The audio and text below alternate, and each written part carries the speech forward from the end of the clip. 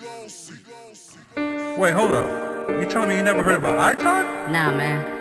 If they only knew? Nah, I haven't. Come on, man. Joe Chapo, Man, let me see. Light on the Hill? Nah. Yeah, the ones from the Bronx. What? Man, they're the truth of the streets. For real? Watch. Man, let me see that Look shit. at this. Yo, I Yeah, seen that it's shit. Oh, shit. New York till they die. What? Rapping every day. BX? Oh, come on, man. Man, let me see that. I talk, you watch. Coming in hot from the BS to the block. We got Joe Chapo and Light on the Hill. You know the drill. Hit that like button, you know the deal. Yeah, we the truth of the streets. If they only knew. We the truth of the streets. If they only knew. We the truth of the streets. We the truth of the streets. We the truth of the streets. If they only knew. What up, what up, what up? It's your boy Joe Chapo back in the building. Another edition of If They Only Knew. As always, we got your boy Main Light on the Hill. What up, man? Yo, what's good? To all my talkers, make sure we hit the subscribe, make sure to share, like, comment, and make sure you get that bell and fill it up with all, so you could get all of our videos and our lives first thing smoking. Oh, yeah, hell yeah. Today, we got something way out of our norm. We told you guys that we look at a branch off and do things different and come with different stories. And today is definitely outside of our wheelhouse. Please, ma'am, introduce yourself. My name is Sarah, and I grew up in the Amish community up in Southern Ohio. Was actually born in Pennsylvania. I was only there for about 5 years. We moved to Southern Ohio, like right close to the West Virginia border. Okay. So like kind of deep in the mountains, if you will. I left when I was about 18 and a half. It was pretty hard to get out. Well, But let's kind of start from the beginning. Tell us a little bit about yourself, where you're from, and how you came up. And this is so interesting to me. So you might see little grins on my face. But this is so interesting to me. But well, I mean, growing up in the Amish community was just kind of the norm. We thought we were the normal ones and everybody outside was not so normal. But it turns out it's quite different. Yeah. We're kind of the minority. But yeah. So like growing up in Southern Ohio, and I can only speak for my community because there's different Amish communities, Mennonite in between. So really I can only speak on the community I grew up in. What would be the big difference in between your community and the next community? Just like one. So, I mean, just the different rules. Maybe the different lighting on the buggies, or stuff like that. The length of the dress, or things that y'all probably wouldn't pick up on, but we would. Yeah. Okay. But so yeah. We do speak German. It's a Low German, so we really didn't speak any English at home. So if you hear me stuttering a little bit, I always say English is not my first language, and also forgive me. But was that the standard? Excuse me. Yes, that is standard though. I didn't. That's one thing I didn't know. I always, when I heard him talk, sorry, excuse me. I heard a little twang of an accent, but I didn't know it was a German accent. So it is. That's okay. Yeah. So we went to school, but it was just like the one room schoolhouse kind of deals. And our teachers spoke English just from what they learned in school. So even like when they speak English, honestly, I'm just like, oh my God. We rely on each other's English to kind of get by, not speaking to somebody that actually originally spoke English. Wow. That's crazy. Yeah. So like, all right. So for what I've seen on TV, I'm going off the stereotype shit that I see on TV. Okay. So for what I see is like, you guys are just all day working and making You're not butter, wrong. you know, just making butter all day and Listen, like, you are not wrong. It is so Oh. much fucking hard work. You know, we wake up so damn early until the sun goes down, you know? There's not a lot of daydreaming, but I found some time to daydream. it was just I taking read. care of the property and just the day to Mhm. day. Yeah. Yeah. And you guys didn't have electricity? Is that true? No. Okay. No.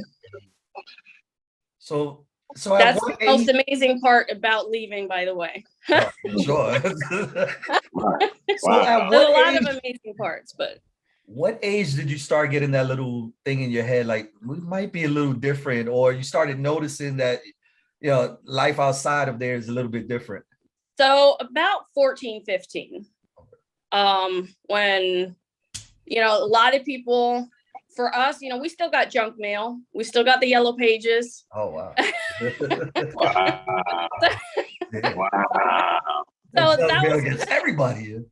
no, I'm being for real. That was kind of my source of education. You know, oh, there's apartments available. You know, I'm gonna drive this car. I'm gonna have this job.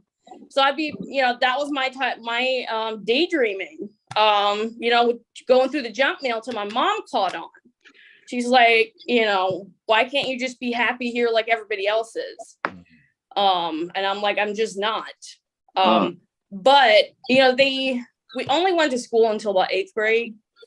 That kind of broke my heart because I wasn't ready to, you know, get married or have kids. And, you know, I was kind of done with that. Yeah. You know, I don't want to do this, but they cut the education at like 8th grade, 9th grade, depending on which community. Yeah. Wow. So I just read every book I could get my hands on. And I mean, there is this joke. I did read an entire bus full of books. They had the local library that would come down to about, I don't know, 1.5 miles from my house and just park. And there was maybe me and 2 other people that would actually go down there. So is that something you was allowed to do, or did you have to sneak out to? So no, that was actually something I was allowed to do. And I'd get, you know, as many books as I could carry, like a lot of books. And then eventually got back to the boss, and it was like, can y'all swap out some books, because I've read all these. And just the expression on his face was like, oh damn. He did. He went back, he swapped out the books a couple weeks later, and I was back in business. And I just started seeing this whole other life that I'm missing out on. You know, no offense to this community, they seem, you know, decently happy, which is what my mom said. Why are you not happy like everybody else? You know? And I'm just like, I just feel like there's so much I'm missing out on. You know, I want to wear jeans and tennis shoes, man. Wow, yeah. So was your parents born into this as well? Oh yeah. I didn't have any cousins. I had nobody to look up to, you know, to kind of help me step out. I was kind of the first one. So but yeah. I was kind of reading up on it, and they said at 16, I believe you're able to step out into the world, and if you like it. Not in my community. Okay. There are communities that give the Amish their freedoms at that age. My cousins were one of them. But not in my community. It was freedoms as in you can go to your friend's house, you know, without like adult supervision or whatever. It was not, within the community. Okay. You had freedoms within the community. Wow. Yeah. So did they have like arranged marriages and stuff like that as well? They do not. No, they do not. I was, you know, I could have chosen who I wanted to marry. So tell us what led up to you finally saying, this is it. I need my jeans and sneakers. Oh wow, there's so much. So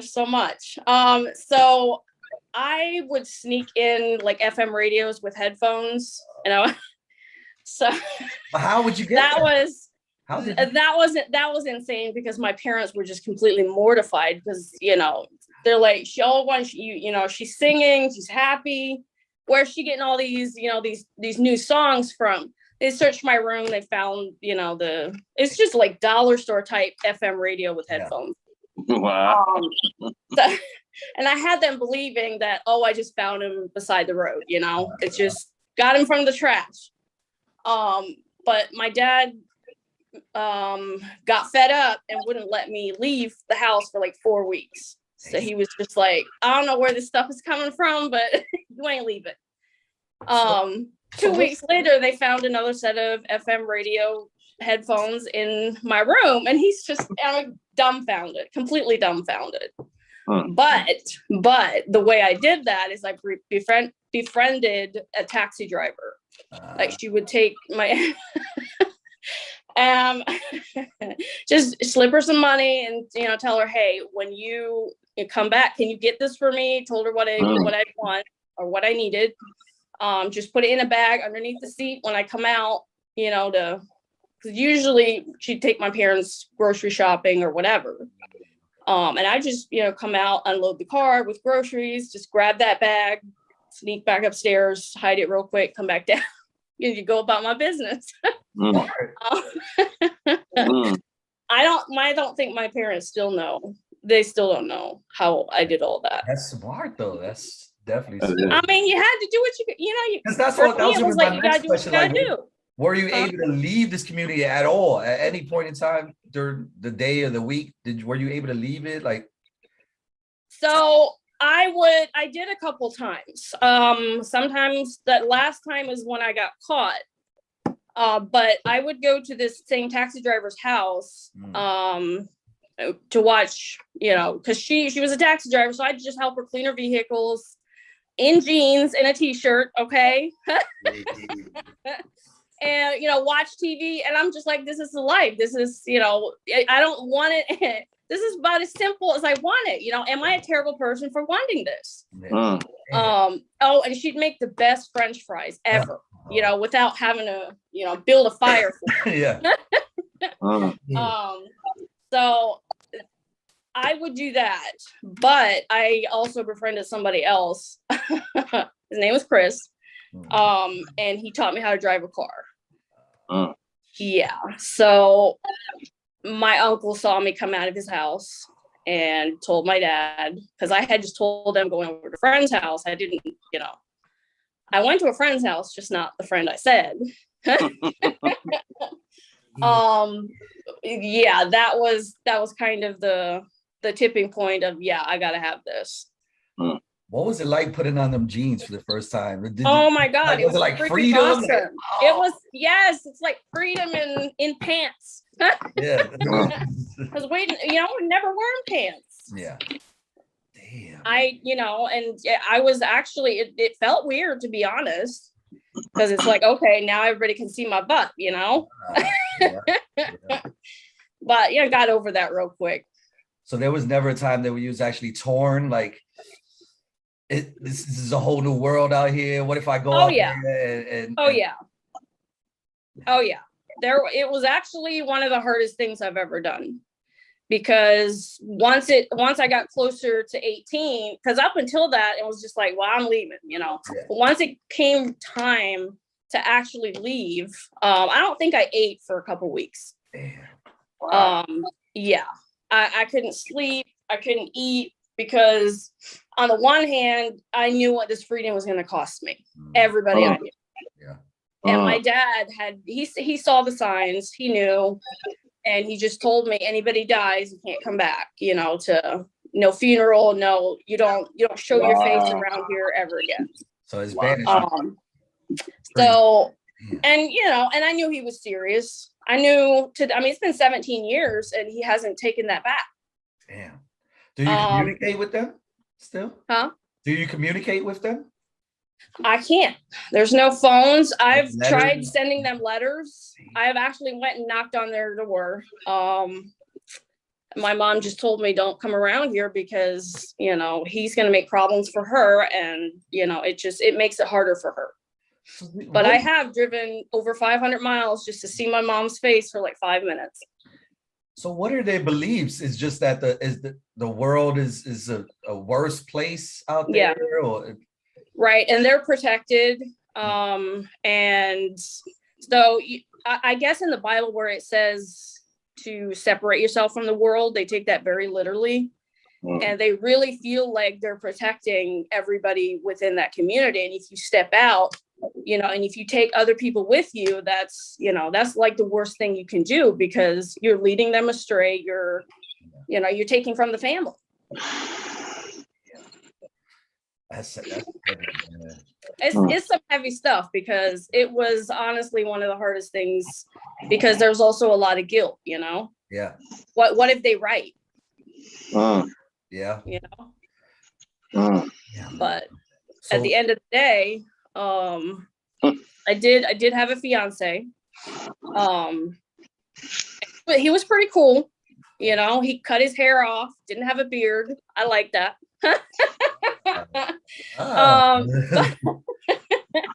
Somebody, I can see their face, yo. And he, stood up for himself, for others. He was kind of a badass, but then he decided he does want to stay Amish. He does want, and then we got to talking about, if we ever have kids and they end up leaving, we have to cut them off. And I was just like, you lost me. No, I can't do this. So initially he was down for it, but then he changed his mind. Like, he I did. can't do it. He did, because he had a really good relationship with his mom. He was a mama's boy to the core. Couldn't do it. So I know he still asks about me, but whatever, it's kind of done and gone. So kind of tell us about the day that you left. What was that like? Packing your stuff up? Oh my God! Guys, did you say like, oh, can I do this? I want to do this. So I woke up, and because I knew I was coming to make a decision. Like, I knew I had to make a decision. Yeah. And like I said, I didn't eat or sleep for about 2 weeks. I was just like, my nerves were just shot. But I woke up and I pulled the curtain back, and the sun's shining. It's a beautiful day. May 5th, Cinco de Mayo. I had never heard of Cinco de Mayo. But let me tell you, Cinco de Mayo has a whole new meaning for me. Yeah. Shots. And I just said, this is it. This is the day, and I've never felt so happy, so light. It's like the whole world just, unloaded off my shoulders. It is what it is. I knew what I was kind of stepping into. I didn't really, but I thought I did. Yeah. And I called back to that yellow pages that I mentioned. There's this family that had left years before, and I hadn't seen them since I was a kid. So I had found their number in the yellow page, and I just memorized it since I was like 15. Now I can write it down. I mean, just some random phone number. My parents were all kind of suspicious. Yeah. Called them up, and they were delighted. They said, of course we remember you. So anyway, they came and got me. They wanted to know how old I was, because, if I'm underage, it would be a different story. But yeah, they came. They were actually in Southern Ohio. They came all the way to Pennsylvania to get me, because I actually had moved back to Pennsylvania. Yeah. For a little bit. They came and got me, and I kind of did go into hiding, if you will, for about 2 weeks, where, don't answer the phone, because they will come after you. So you escaped. You didn't just walk out. Oh, no. They came and got me. I didn't leave a note, and I didn't tell anybody I was leaving, because everything would come to a standstill. One of the beautiful things about the Amish is, if somebody's in trouble, everything stops. Yeah. And they would have seen that as me in trouble, and they would have done everything they could to prevent me from stepping out into what they thought they knew as, the evil. It's the worst thing for me. You don't know what you're doing. So I couldn't tell anybody.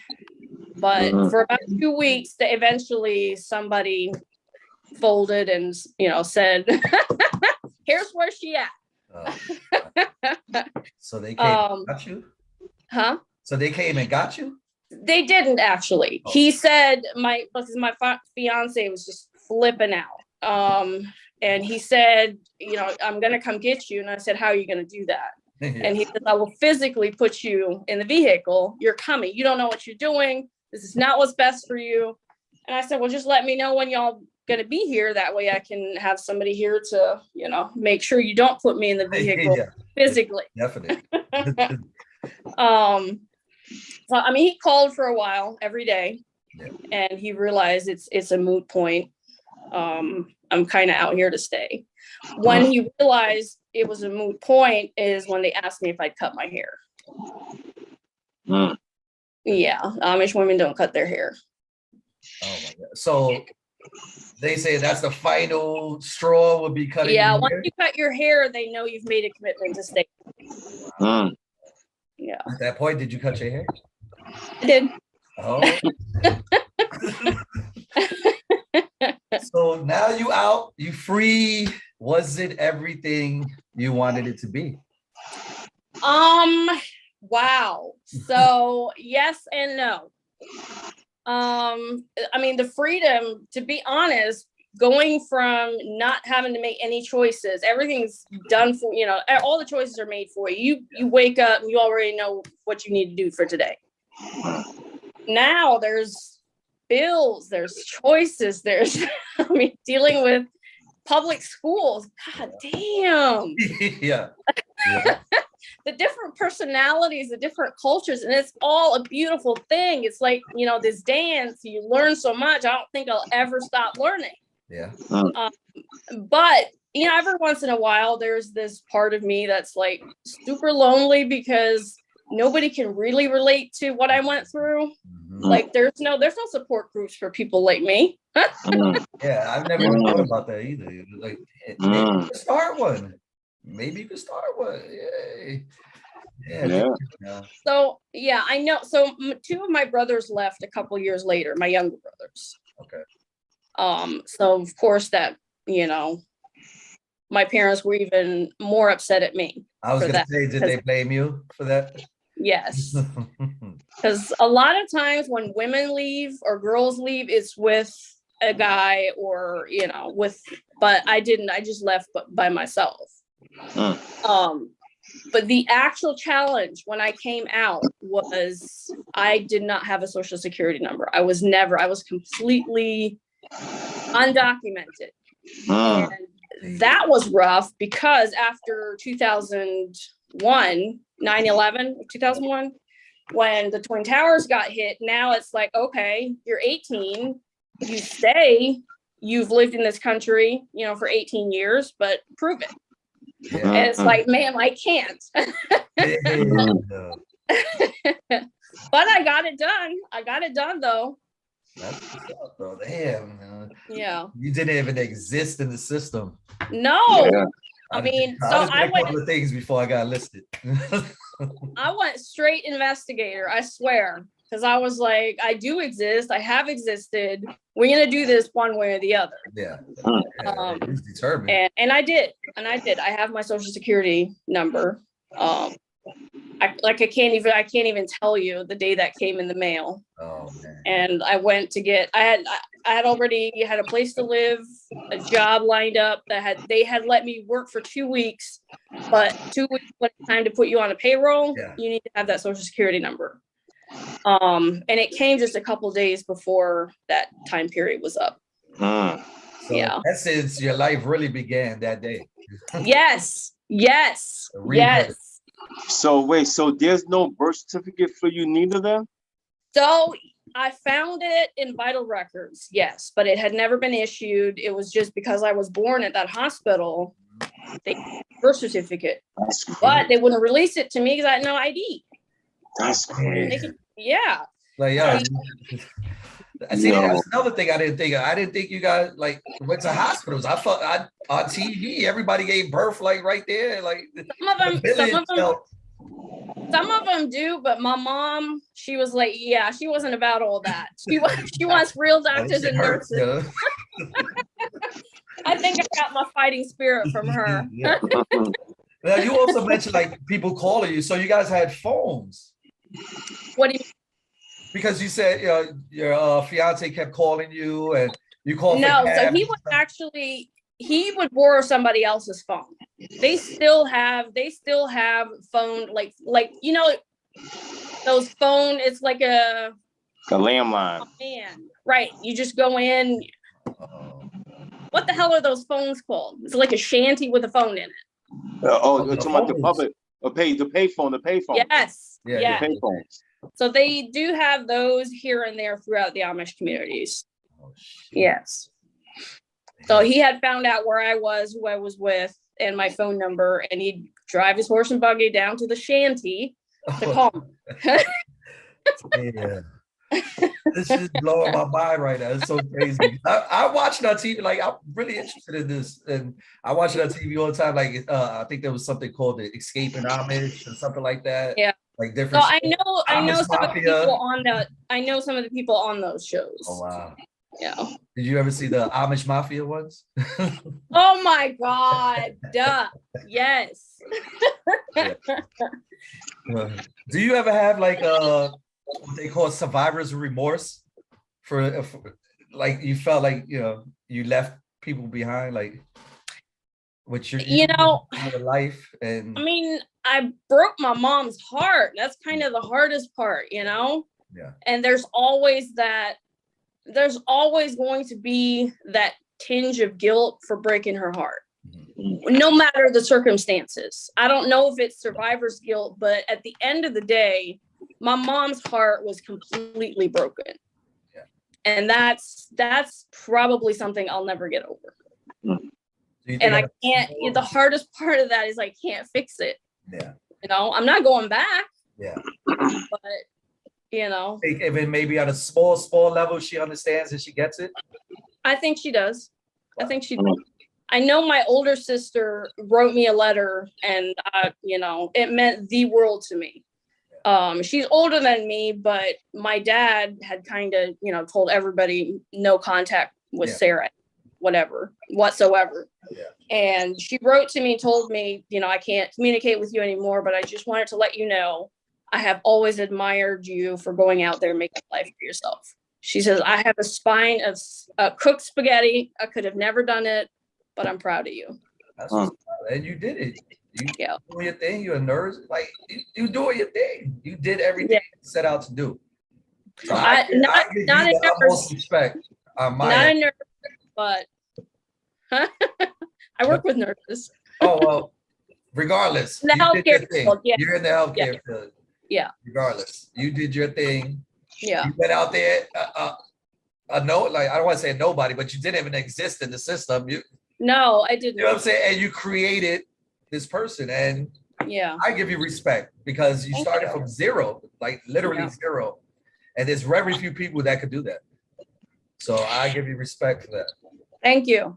Can't say it was easy, but damn, yeah.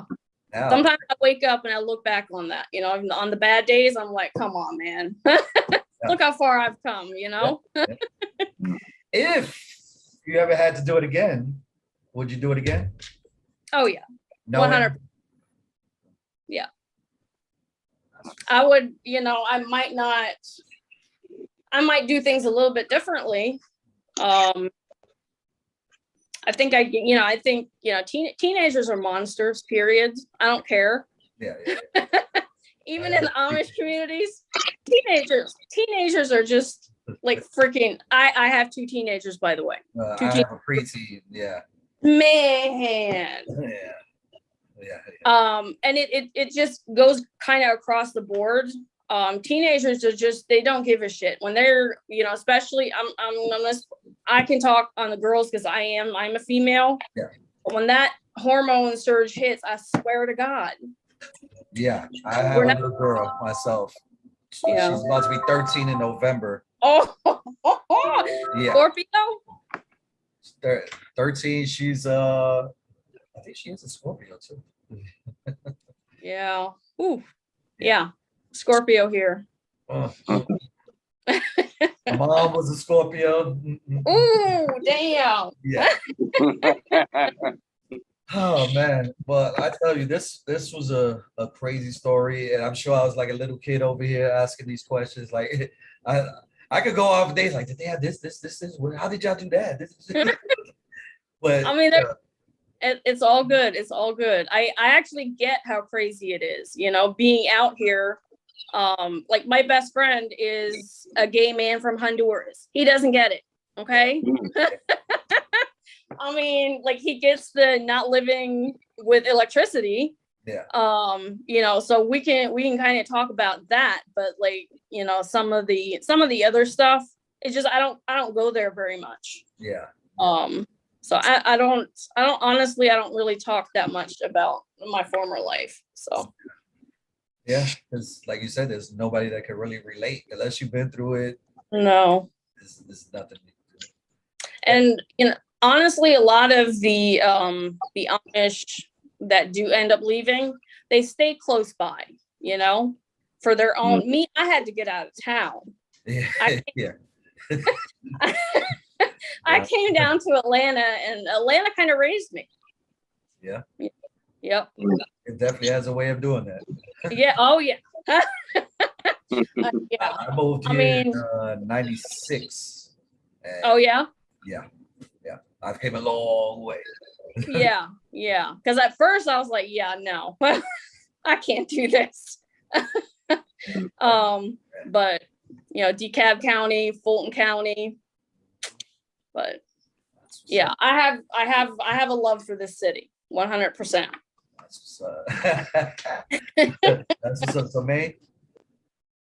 Yeah, I appreciate you, coming on, on the show. Want to thank you for coming. And we always try to end it on a positive note. So if there was somebody that was in your situation that you were in, and they was at that point that they felt like you, what would you tell them?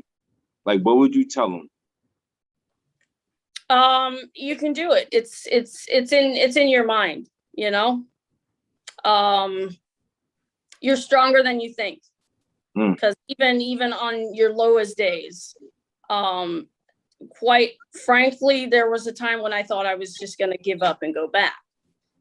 Because it's hard, but you know what? You got it in you, you know. Work on yourself. Don't be so damn scared of everything, you know. It's, you know, you first of all, the first step is knowing that, you know, you're going to make that step, you know, getting to that point. You've already done half the battle. And, you know, just wake up every day with a resolve to, you know, you got this. You got this. And, you know, it gets lonely sometimes, but reach out, you know. And for some people, talking about what they're going through helps. Yep. For me, I kind of internalize. I wish I wasn't like that sometimes, and that's why I would say reach out. You know, people don't have to understand what you're going through in order for them to reach out and, you know, make you feel better about life, about what you left behind. You know, it's not all that. It's not. You make it more in your head than you have to. You know, don't think so damn much. Do it. You know, don't think so damn much. That's definitely words to live by right there.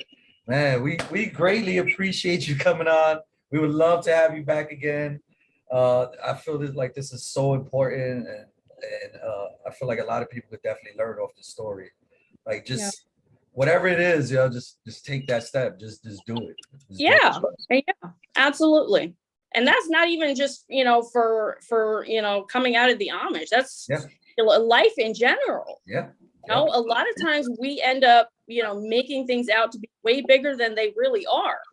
It really is in your head, in your mind. Yep. You really are stronger than you think you are. I agree. Totally, 100%. Man.